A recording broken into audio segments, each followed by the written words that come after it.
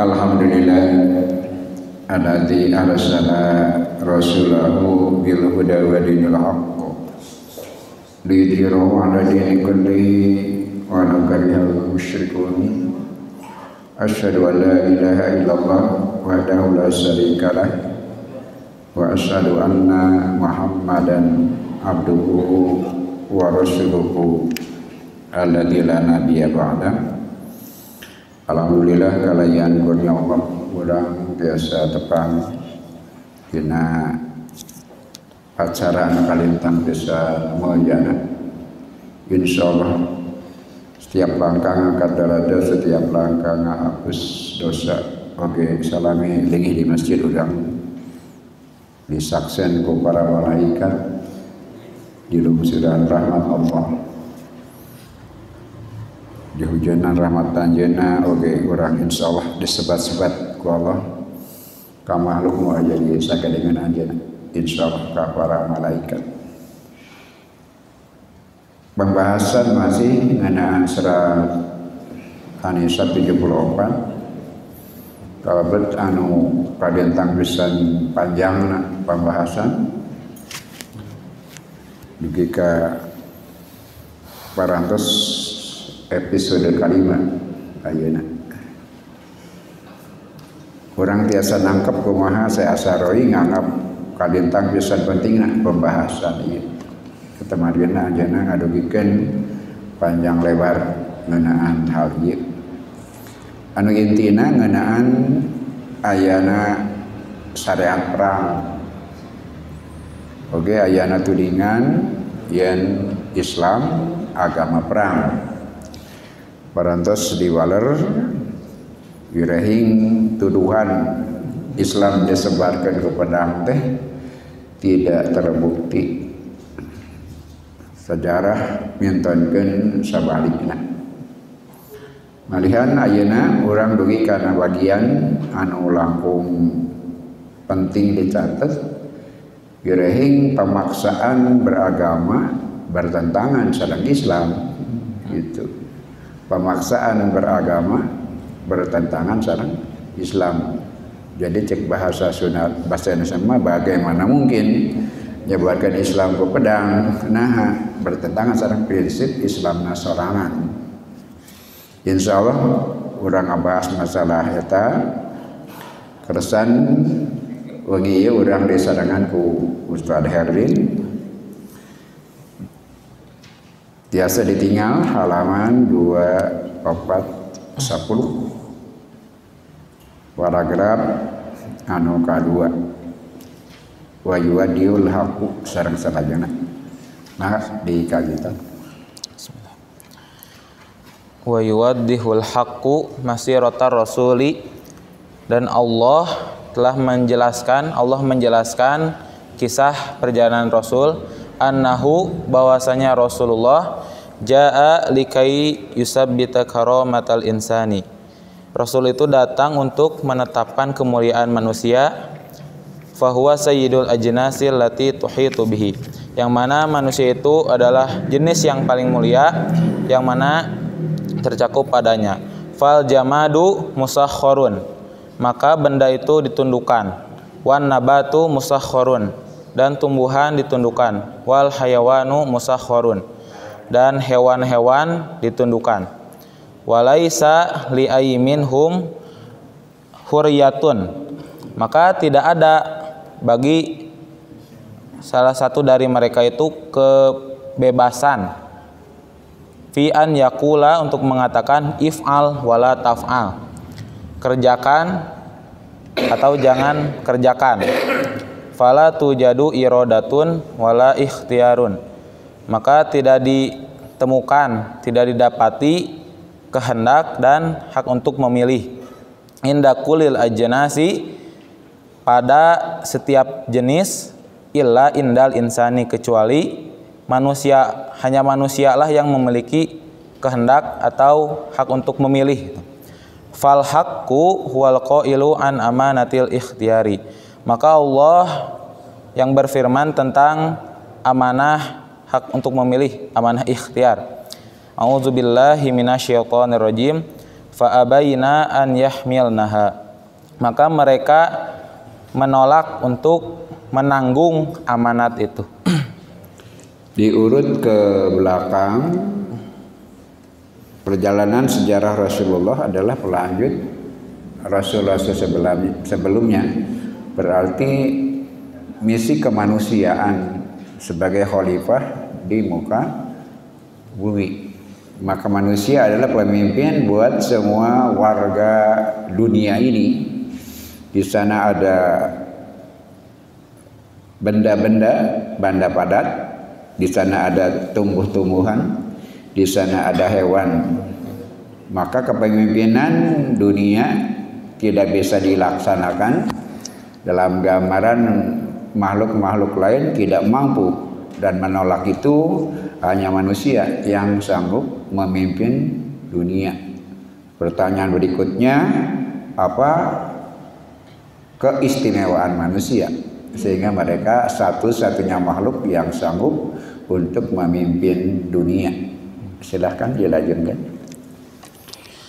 Izan fabi ayyi syai'in tumayyizul insana ala haula'il ajnas. Maka dengan apakah kamu bisa membedakan manusia dengan jenis-jenis yang lainnya? Tumayyizu alaihim bil aqli. Maka jawabannya, kamu bisa membedakan manusia dengan makhluk yang lainnya itu dengan akal. Manusia itu punya akal. Wa muhimmatul aqli an yakhtaro bainal badilat. Dan fungsi peran akal itu untuk memilih antara pilihan-pilihan. Amma iza kana hunaka amrun laisa lahu badilun, adapun apabila ada satu urusan yang tidak ada pilihannya, falaisa lil aqli amalun fihi, maka tidak ada bagi akal peran baginya. Wa mithalu zalika, dan contoh hal itu, hunaka makanun nuridu an nadhhaba ilaihi. Contohnya di sana ada suatu tempat yang kita ingin pergi ke sana. Fayuhaddihu laka insanun, maka seseorang memberitahu padamu, la yujadu illa hadzat thoriq, tidak ada jalan lagi menuju ke sana kecuali jalan ini. Fahal tufakkiru an tadhhaba an thoriqin akhar, maka apakah kamu berpikir untuk pergi melalui jalan yang lain? Tab'an la, tentu tidak. Idan fal aqlu la amala lahu illal ikhtiyaru bainal badilat. Maka akal itu tidak ada peran baginya kecuali perannya itu hanya memilih antara pilihan-pilihan. Fa in lam yakun hunaka badilun fala amala lahu. Maka jika tidak ada pilihan, maka tidak ada peran fungsi bagi akal itu.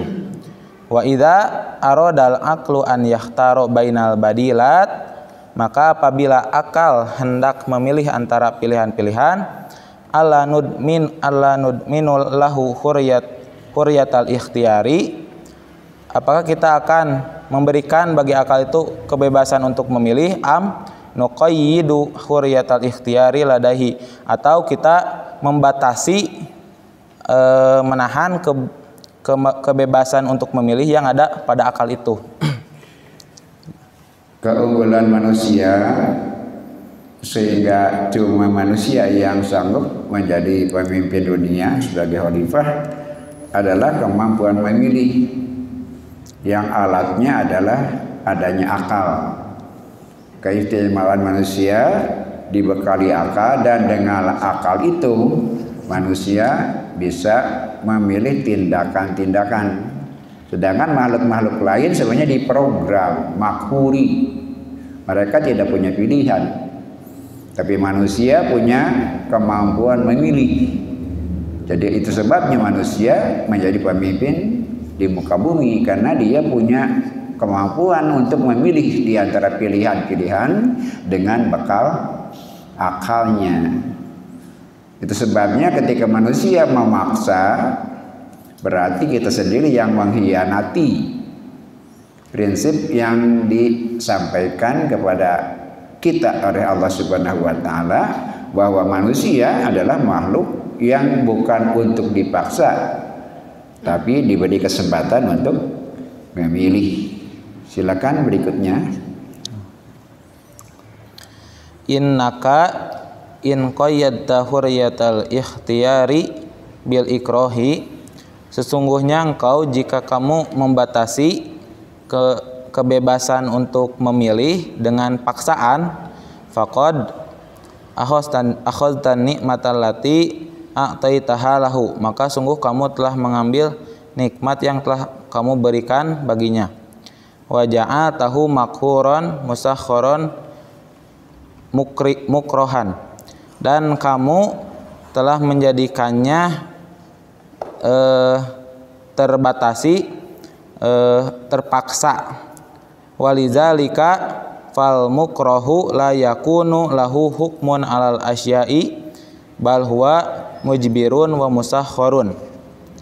Maka oleh karena itu sesuatu yang dibatasi itu tidak ada baginya hukum atas sesuatu, akan tetapi dia itu terbatasi, tertundukan. Wama dumta takulu, dan selama kamu mengatakan innal aqla huwallazi yakhtaru bainal badilati, sesungguhnya akal adalah yang memilih antara pilihan-pilihan. Fala budda an yakuna haqqul ikhtiyari maujudan, maka mesti keadaan hak untuk memilih itu ada. Fa in kana fil insani atbun, maka jika pada manusia itu ada kecacatan, ka an yakuna majnunan, seperti gila, fala ikhtiyara lahu, maka dia tidak memiliki kemampuan untuk memilih. Wa in kanal aqlu maujudan lakinnahu lam yandaj, dan jika akal itu ada akan tetapi belum matang, ba'du, maka setelahnya naqulu aidon, kita pun mengatakan la ikhtiyar, tidak ada kemampuan untuk memilih.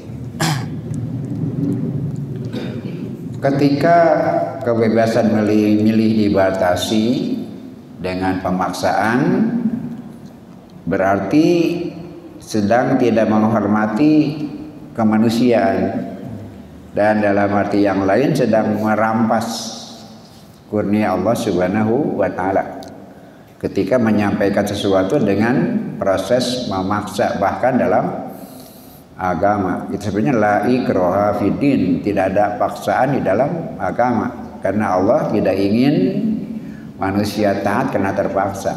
Karena keterpaksaan adalah kehilangan nikmat terbesar. Apa? Kebebasan memilih. Walaupun itu ada risiko, tapi itulah hakikat kemanusiaan. Sehingga dalam fikih digambarkan bahwa orang-orang yang terpaksa itu akan dimaafkan atas yang mereka lakukan kalau dilakukan karena terpaksa. Atau juga orang-orang yang akalnya terganggu, mereka juga bebas dari tuntutan. Berkurang kemuliaan manusia ketika akalnya dibatasi dengan dipaksa, kemudian atau rusak karena sesuatu, bisa jadi karena gila atau yang lain. Dalam posisi kehilangan pilihan itu, maka dia bebas dari tuntutan. Silakan lanjutkan. Izan fala budda an yakunal aqlu maujudan wa nadijan, karena itu maka mesti keadaan akal itu harus ada dan matang. Lil ikhtiyari bainal badilati, supaya bisa memiliki kemampuan untuk memilih antara pilihan-pilihan. Wa yakunu lil insani khuriyatun an yahtaro, sehingga manusia memiliki kebebasan untuk memilih. Fa in lam yakunil aqlu maujudan, maka jikalau akal itu tidak ada, fahuwa majnunun, yang dimaksud itu gila, fala taklifalahu, maka dia tidak memiliki beban tanggungan. wal majnunu qad salabahu Allahu a'azzu ma a'ta lil insani wa huwal aqlu. Dan yang gila itu Allah telah mengambil darinya apa-apa yang Allah berikan kepada manusia, yaitu akal. Lakinna a'fahu Allahu an yas'alahu ahadun an syai'in. Akan tetapi Allah menghindarkannya dari seseorang yang meminta tanggung jawab kepadanya dari sesuatu. Fayaf'alu ma yaf'alu duna su'alin. Maka dia mengerjakan apa-apa yang dia kerjakan tanpa pertanyaan atau tanggung jawaban. Fala taklifa limajnunin, maka tidak ada beban bagi orang yang gila. Fat taklifu idzan li sahibil aqlin nadiji, maka beban tanggungan itu untuk orang yang memiliki akal yang matang. Wa kadzalika la taklifa min qablil bulughi. Oleh karena itu pula tidak ada beban tanggungan bagi yang belum balig. Tadi digambarkan orang yang kehilangan hak pilih dipaksa, kemudian orang yang terganggu karena gila atau hal yang lain, atau akalnya belum matang. Itu sebabnya orang kena taklif mulai kapan? Ketika akalnya sudah berjalan, dia sudah balig, barulah dia sebagai manusia yang kena taklif. Itulah menjadi kunci pembeda manusia dan makhluk yang lain, yaitu adanya akal dan adanya kemampuan memilih dan adanya peluang untuk memilih. Jadi Islam datang bukan untuk memaksa, karena bertentangan dengan prinsip. Itu sebabnya sejarah membuktikan tuduhan bahwa Islam disebarkan dengan pedang itu tidak mungkin, karena bertentangan dengan prinsip Islamnya sendiri, bahkan bertentangan dengan prinsip kemanusiaan. Maka kita lanjutkan, jadi apa fungsi dan peran Islam untuk kehidupan? Silakan lanjutkan. Izan fal islamu jaa liyuhmiya karamatal insani fi hurriyatil ikhtiyari. Karena itu Islam itu datang untuk menjaga kehormatan, kemuliaan manusia di dalam kebebasan untuk memilih. Wa yu'radu 'alaika amrul iman, maka disampaikan kepadamu urusan keimanan. Falladzi hamalas saifa, maka orang yang membawa pedang, lam yahmilhu liyujbira ahadan alal iman, tidak mengambil pedang itu untuk memaksa seseorang supaya dia beriman. Innama liyarudda kaidaman aradu kohron nasi, sesungguhnya orang yang membawa pedang itu bertujuan untuk membela atau untuk menolak tipu daya dari orang-orang yang ingin orang-orang lain itu terpaksa atau tertindas gitu. Jadi untuk membela diri. Wal jizyatu innama furidat li'ifa'i ghairil muslimina min mas'uliyatil qitali. Dan jizyah itu diwajibkan untuk membebaskan orang-orang non muslim dari tanggung jawab berperang. Walau kanal islamu yafrudul imana 'alan nasi fil biladil lati fatahaha, dan kalaulah Islam itu memang mewajibkan iman bagi setiap orang yang berada di negeri-negeri Islam yang telah Islam bebaskan, lamma wajadna atba'a aydinin fil biladi, maka kita tidak menemukan pengikut-pengikut agama yang lain fil biladi, di negeri-negeri allati dakhalahal islamu, yang telah Islam masuki. Wa hadhihi syahadatun lil muslimina, dan ini adalah saksi bagi kaum muslimin. Islam datang justru untuk melindungi kemuliaan manusia, tentang kebebasan memilih. Kemudian ketika Islam melaksanakan perang dengan membawa pedang, umpamanya digambarkan itu bukan untuk memaksa orang untuk beriman, tapi justru untuk menghalangi niat dan upaya orang-orang tertentu yang membatasi kebebasan memilih, yang memaksa, yang dolim. Islam berperang bukan untuk memaksakan akidah, tapi justru untuk membebaskan manusia-manusia yang dipaksa untuk berakidah dengan akidah yang tertentu, karena dipaksa oleh penguasa, dipaksa oleh yang berkuasa supaya mereka melakukan sesuatu yang mereka tidak sesuai dengan akidahnya. Islam bukan memerangi orang-orangnya itu, tapi memerangi orang-orang yang membatasi kebebasan memilih. Apa faktanya bahwa Islam datang untuk bukan memaksa orang berakidah? Adanya jizyah seringkali dianggap juga sebagai sasaran tembak lemahnya Islam. Padahal tidak, justru jizyah menggambarkan bahwa mereka tetap punya hak hidup. Ketika suatu wilayah dikuasai Islam, orang-orang yang agamanya bukan Islam alias non-Muslim, mereka tidak dipaksa. Mereka silakan mau masuk Islam, tidak. Mereka tetap punya hak hidup. Tapi untuk membedakan, untuk keadilan, maka mereka dikenakan jizyah. Jizyah itu pajak bagi non-Muslim yang hidup di dalam perlindungan kaum muslimin. Sesungguhnya orang-orang yang non-Muslim hidup di dalam lingkungan Muslim lebih enak daripada orang Islam. Kenapa? Ketika sholat mereka tidak dibawa, ketika zakat mereka tidak diajak, ketika kurban mereka tidak diajak, bahkan ketika perang tidak diajak. Bahkan ketika ada orang yang kafir ingin perang, Rasul menolaknya. Kami tidak butuh bantuan orang-orang yang kafir. Mereka senang. Kenapa? Bebas dari kewajiban-kewajiban yang berkaitan dengan iman dan keislaman, karena mereka non-Muslim.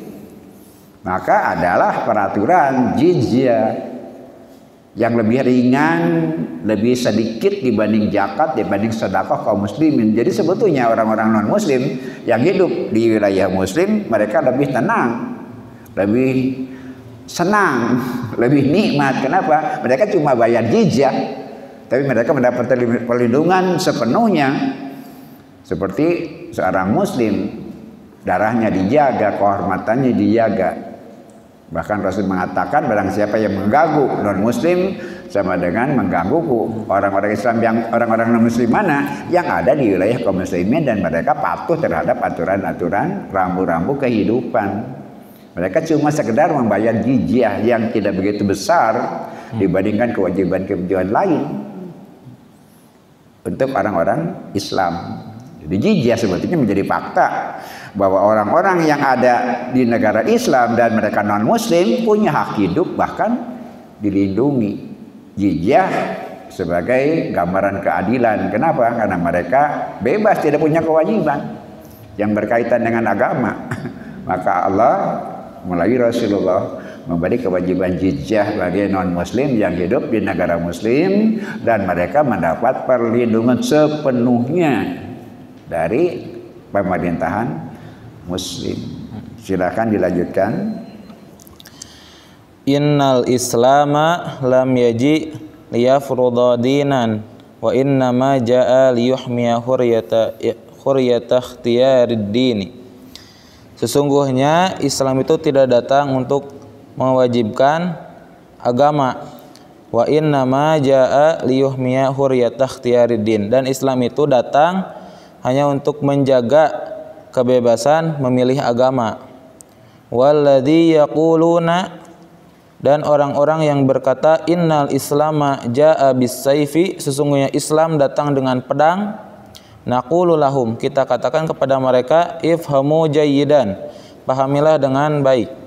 Laqad kanal mu'minuna al-awailu du'afan, sungguh keadaan kaum mukminin yang masa-masa awal itu lemah.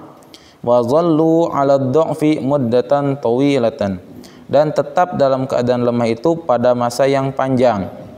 Wal biladul lati futihat bil islami, dan negeri-negeri yang dibebaskan oleh Islam, yang ditaklukkan oleh Islam, mazala fiha unasun ghairul muslimina, di dalamnya pasti aja ada orang-orang yang non muslim. Wa hadza dalilun annal islama jaa liyuhmiya hurriyatal ikhtiyari, maka ini menjadi petunjuk, menjadi dalil bahwasanya Islam datang untuk menjaga kebebasan memilih. Faman syaa'a falyu'min wa man syaa'a falyakfur, barang siapa yang berkehendak untuk yang ingin beriman maka berimanlah, dan barang siapa yang berkehendak untuk kafir maka biarlah dia kafir. Dia ketegaskan kembali bahwa Islam datang bukan untuk memaksakan, mewajibkan orang beragama Islam, tidak. Mereka Islam atau tidak silakan, pilihan mereka sendiri. Tapi Islam datang untuk melindungi kebebasan memilih beragama. Faktanya sangat mudah bahwa Islam datang ketika kaum muslimin dalam keadaan lemah. Dan itu berlanjut jiwa iman sekalian selama 13 tahun tambah 2 tahun, 15 tahun. Islam ditekan selama di Makkah dari masa kenabian tahun pertama, kemudian 13 tahun diizinkan berang ketika perang Badar, itu sudah masuk tahun kedua. Jadi hampir 15 tahun kaum muslimin dalam kondisi menderita. Kenapa? Bukan mereka tidak punya keinginan untuk berontak menghadapi kedoliman, tapi Allah tidak mengizinkan. Karena bukan begitu syaratnya. Maka kaum muslimin baru diizinkan berperang setelah pindah ke Madinah. Kemudian faktanya juga seperti disampaikan, ketika kaum muslimin sudah berkuasa sekalipun tidak pernah memaksa orang untuk beriman. Barang siapa mau silahkan beriman, barang siapa tidak silahkan. Maka Islam memelihara dan menjaga kebebasan memilih. Dan nanti konsekuensinya tentu tergantung pilihan masing-masing. Setiap pilihan ada konsekuensinya. Tapi Islam tidak mengganggu kebebasan memilih setiap individu. Silakan lanjutkan. Summa na'ti li nuqtatin ukhra, kemudian kita akan membahas tentang perkara yang lain, wahya, yaitu annal islama, bahwasanya Islam lam ya'khuz al jizyata, Islam tidak mengambil jizyah illa kecuali li anna ghairal muslimi sayastamti'u bi kulli khairati biladil islami, kecuali bahwasanya orang-orang non muslim itu jika tidak diambil jizyah akan mengambil kesenangan dari setiap kebaikan-kebaikan yang ada di negeri Islam. Wal muslimu yudafi'u, dan orang-orang muslim membela, wa aidon yadfa'u zakata wal kharaj, dan di samping itu pula mereka membayar zakat dan kharaj. Izan fal mas'alatu adalatu manhajin, kalau begitu maka masalahnya yaitu keadilan undang-undang. Wa ala zalika yajibu an nafhama anna qaulal haqqi, maka oleh karena itu kita mesti memahami bahwasanya firman Allah Subhanahu wa taala, fal yuqatil fi sabilillahi alladzina yasurrunal hayatad dunya bil akhirah, maka hendaklah orang-orang yang menukar kehidupan dunia dengan akhirat berperang di jalan Allah. Wa may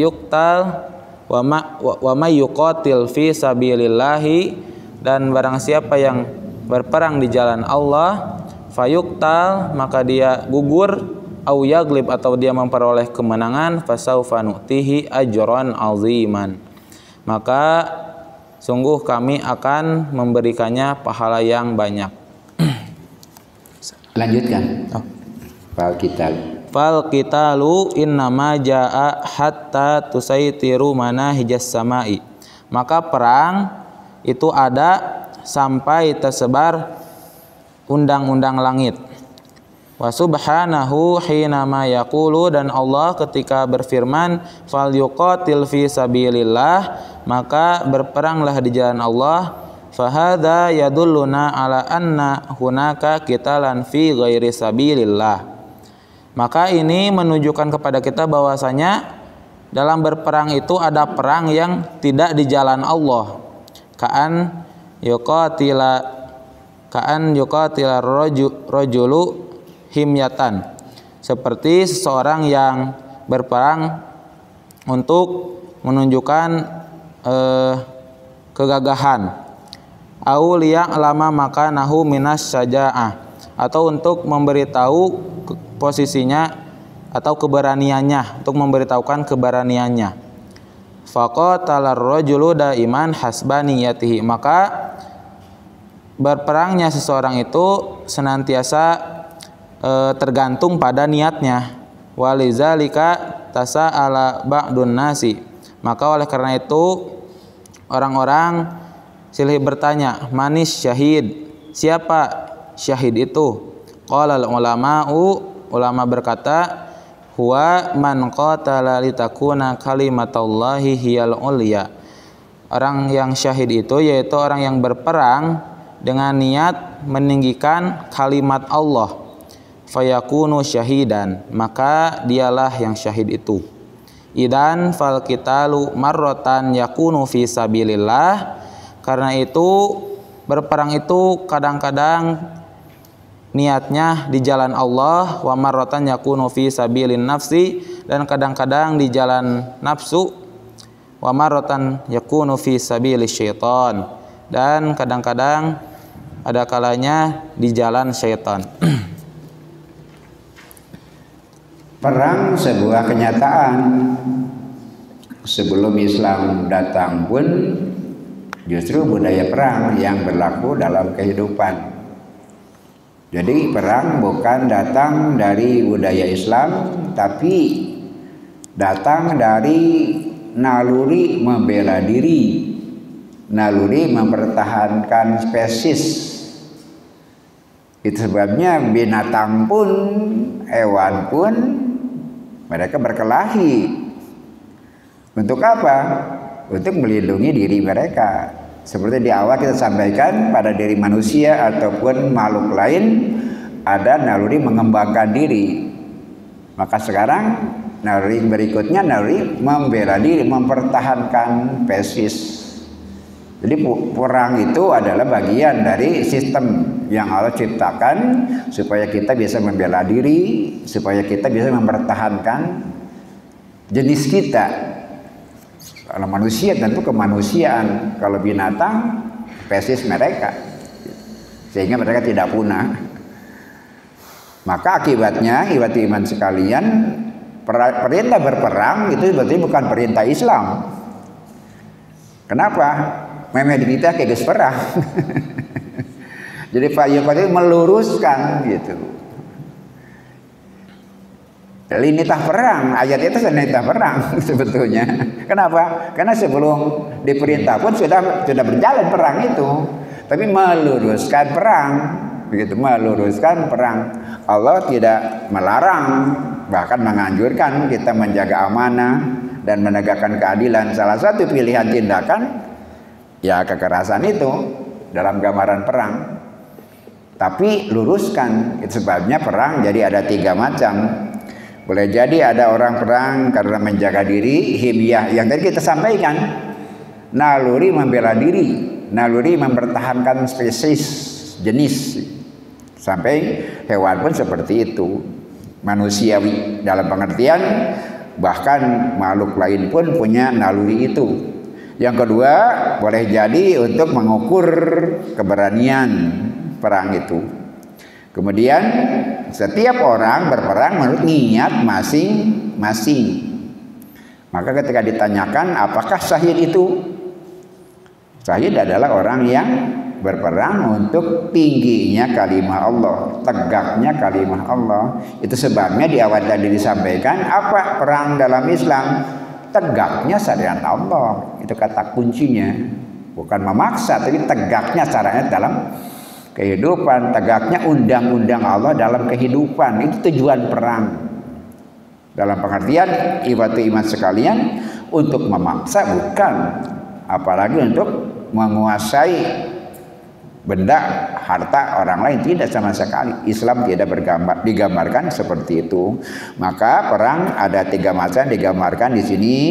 Marotan yakunu fi sabilin nafsi, kadang-kadang karena hawa nafsu, ambisi. Wa marotan yakunu fi sabilis syaiton, kadang-kadang perang motif setan katanya.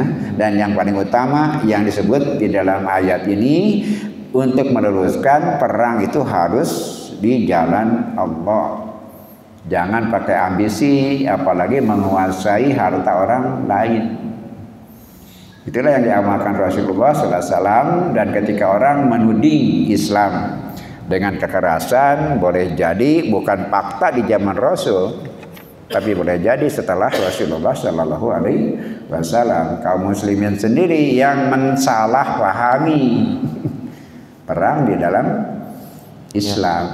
Kita tidak membela diri kalau terjadi hal-hal yang orang tudih, itu orang tuduhkan di dalam perjalanan sejarah.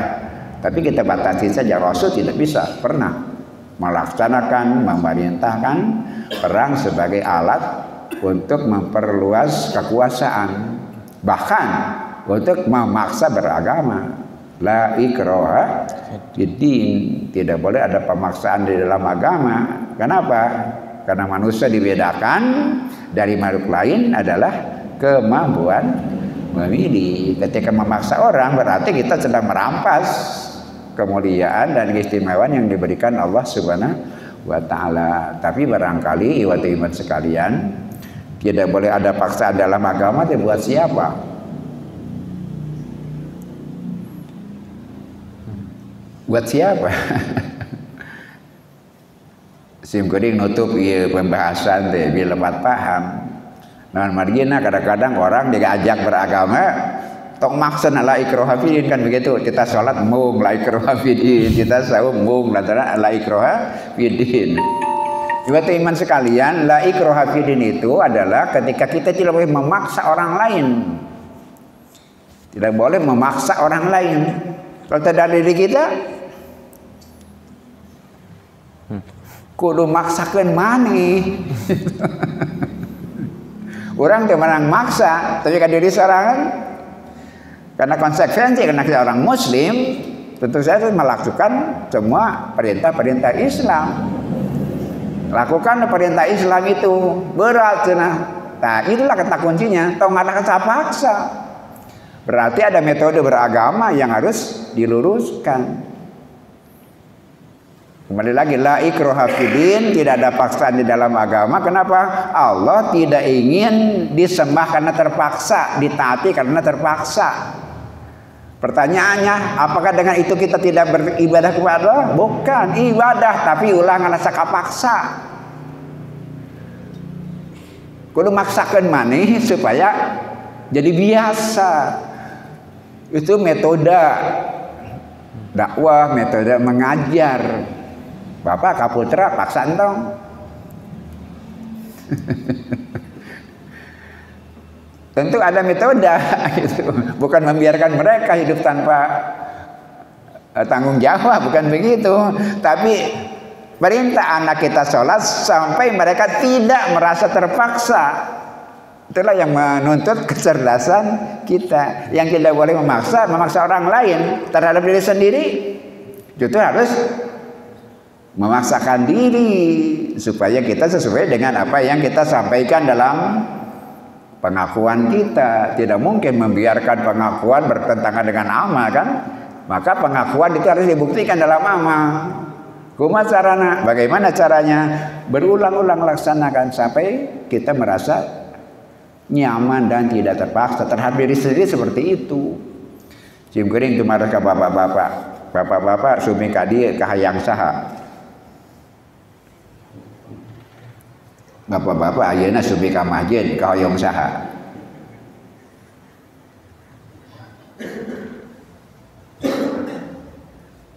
Simkuring dama patarosan langkung gampi dijawab di baler. Lamun nanyakeun kahayang, bapak di dieu moal.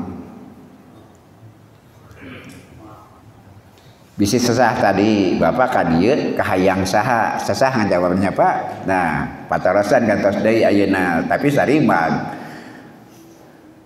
Sarimbang. Lamun nanya kahayang, bapak di dieu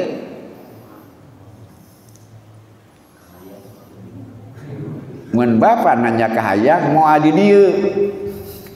Insyaallah mau adi dieu lamun nanya kahayang di warung kopi di payunan TV.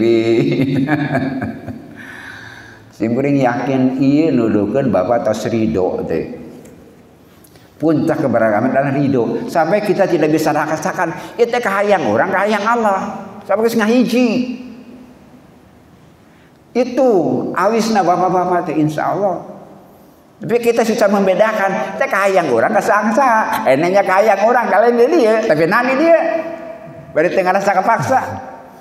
Berarti sudah sampai ke tingkat ridho. Orang yang seperti itu yang akan bisa merasakan nikmatnya iman. Dzaqo ta'mal iman kata Rasulullah. Akan merasakan nikmatnya iman man rodiya billahi robba. Yang ridho Allah jadi Robnya. Wabil islami dina, Islam jadi agamanya. Wabi Muhammadin nabiyya wa rasula, yang ridho Muhammad jadi nabi dan rasul bagi dirinya. Naon ridho teh ngakurkeun kahayang urang jeung kahayang Allah. Ngakurkeun kahayang urang jeung Islam. Ngakurkeun kahayang urang sareng Rasulullah sallallahu alaihi wasallam. Jika bapak bingung kahayang saha ieu teh? Geus ngahijina kahayang urang jeung kahayang Allah, geus ngahijina kahayang urang jeung kahayang Islam, geus ngahijina urang kahayang urang jeung kahoyong Rasulullah sallallahu alaihi wasallam. Itulah puncak keimanan, dzaqo mal iman. Baka karaos nikmatna iman upin parantos kitu. Insyaallah iman sekalian, gambaran yang disampaikan tadi bahwa tidak ada paksaan di agama. Kenapa? Karena Allah tidak ingin ditaati karena terpaksa. Dan kalau keliru kemudian memaksa orang lain dalam akidah, itu merampas haknya. Tapi bukan berarti kita sendiri mengabaikan perintah-perintah Allah, mengabaikan konsekuensi dari keislaman kita. Laksanakan semua konsekuensi dari keislaman kita sampai merasa tidak terpaksa. Itu proses yang harus kita laksanakan, dan saya tadi gambarkan insya Allah bapak-bapak sudah merasakan itu, sehingga sudah sulit kita untuk menetapkan kita kahayang saha. Datang ngahijina kahayang urang sareng kahayang Allah. Adu manisna kahayang urang sareng syariat Islam. Geus ngahijina kahayang urang sareng anjuran-anjuran sareng contoh-contoh Rasulullah. Mudah-mudahan urang sadaya salamina tiasa ngajaga ngadiksa ngarawatna kumaha carana berulang-ulang. Karena kalau ditinggalkan berarti menjauh kembali dari kebiasaan yang sudah digambarkan membangun watak kita. Jangan ditinggalkan lagi. Kenapa? Diajarna hese itu. Bapak-bapak ujug-ujug ya. Panditnya menang diajar. Mata kalau ditinggalkan lebar. Kenapa? Bisa jadi dari awal kembali. Kesempatan tepang dinten ieu salah sebagai buat contoh. Yang lain pun bapak begitu, datang ke masjid untuk netepan berjamaah, datang ke pangaosan, ngaluarkan sedekah. Kita sudah bisa merasakan hampir seperti itu. Kita sudah tidak sadar lagi. Itu kahayang saha. Dari nanya kahayang nafsu makan tidak di sini. Tidak dalam ketaatan kepada Allah Subhanahu wa taala. Demikian yang dapat kita pelajari pada malam ini. Terima kasih Ustaz Herdin, oke kasadayana. Ieu acara berjalan bertahun-tahun bahkan belasan tahun karena jasa-jasa bapak-bapak yang hadir di setiap waktu sehingga memberi semangat kepada para pemuda untuk terus bertahan dalam program yang tidak mudah ini dan semoga ke depan terutama yang di belakang layar mudah-mudahan tetap istiqomah untuk selamanya setia melaksanakan konsep besar ini dalam sepanjang perjalanan kehidupan. Orang bisa berubah, yang melaksanakan bisa ganti-ganti, tapi misi besar kita adalah amanat Rasulullah Shallallahu Alaihi Wasallam sehingga dunia tidak kehilangan tuntunan hidup. Itulah salah satu amanat Rasulullah sebelum wafat kepada kita sekalian. Dengan wafatnya Rasul, hidayah tidak boleh padam. Kita sebagai pelanjut estafet untuk sampai agama Allah sampai hari kiamat, dari zaman ke zaman, dari generasi ke generasi. Mudah-mudahan kita salah satu dari mata rantai itu. Wassalamualaikum warahmatullahi wabarakatuh.